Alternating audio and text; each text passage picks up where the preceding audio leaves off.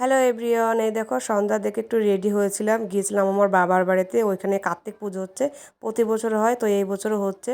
তো ওইখানে যাব, আর বাইরে প্রচণ্ড ঠান্ডা, তার জন্য দেখো আমি একটা চাদরও নিয়ে নিয়েছি। তো চলো ওইখানে গিয়ে দেখা হচ্ছে। তো দেখো আমি আমার বাবার বাড়ি থেকে ঘুরে যেখানে পুজো হতো তো সেইখানেও চলে এসেছি। আর দেখো ঠাকুরটা বেশ বড়, খুব সুন্দর হয়েছে। এখানে কিন্তু ঠাকুর এখনও ঠাকুর মশাই আসেনি, এখন পুজো শুরুও হয়নি। আর দেখো এখানে সমস্ত কিছু রেডি করে নিয়েছে, শুধু ঠাকুর মশার জন্য হয়তো অপেক্ষা করছে।